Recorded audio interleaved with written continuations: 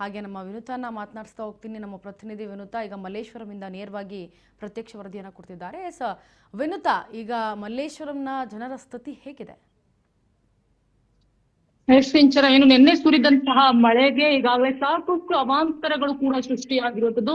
ನಗರದಾದ್ಯಂತ ಭಾರಿ ಅನಾಹುತಕ್ಕೆ ಕಾರಣವಾಗಿದೆ. ಇದೀಗ ನಾನು ಮಲ್ಲೇಶ್ವರಂನಲ್ಲಿ ಇರುವಂತದ್ದು. ಅದರಲ್ಲೂ ಕೂಡ ಈ ಒಂದು ಸ್ಟೇಡಿಯಂ, ಮಲ್ಲೇಶ್ವರಂನಲ್ಲಿರುವಂತಹ ಒಂದು ಸ್ಟೇಡಿಯಂನ ಒಂದು ಮೇಲ್ಚಾವಣಿ ಸಂಪೂರ್ಣವಾಗಿ ಹಾರಿ ಹೋಗಿರೋದು ಕೂಡ ಇಲ್ಲಿ ಕಂಡು ಬರ್ತಾ ಇರುವಂತದ್ದು. ಮೇಲ್ನೋಟದಲ್ಲಿ ಏನು ಸಂಪೂರ್ಣವಾಗಿ ಒಂದು ಫುಟ್ಬಾಲ್ ನ ಒಂದು ಸ್ಟೇಡಿಯಂನ ಒಂದು ಮೇಲ್ಚಾವಣಿ ನಾಶವಾಗಿರುವಂತದ್ದು.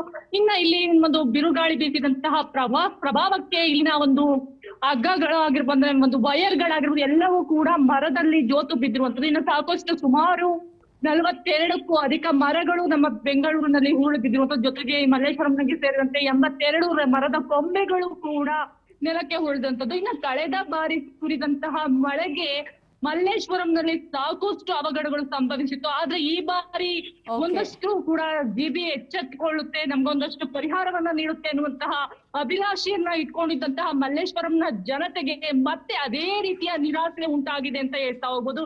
ಯಾಕಂದ್ರೆ ಇಲ್ಲಿನ ರಸ್ತೆಗಳಾಗಿರ್ಬೋದು ಸಂಪೂರ್ಣವಾಗಿ ಜಖಂಗೊಂಡಿರುವಂತದ್ದು. ಯಾಕಂದ್ರೆ ಕೇವಲ 1 ರಿಂದ 2 ಗಂಟೆ ಸುರಿದ ಮಳೆಗೆ ಸಂಪೂರ್ಣವಾಗಿ ಇಲ್ಲಿನ ಫುಟ್ಪಾತ್ಗಳಾಗಿರ್ಬೋದು ಅಥವಾ ರಸ್ತೆಗಳಾಗಿರ್ಬೋದು ಎಲ್ಲವೂ ಕೂಡ ಅಸ್ತವ್ಯಸ್ತಗೊಂಡಿದೆ ಅಂತಾನೆ ಹೇಳ್ತಾ ಹೋಗ್ಬೋದು. ಇನ್ನ ಇಲ್ಲಿ ರಸ್ತೆ ಬದಿಯಲ್ಲಿ ನಿಂತಿದ್ದಂತಹ ಕೆಲವೊಂದಷ್ಟು ವಾಹನಗಳು, ದ್ವಿಚಕ್ರ ವಾಹನ.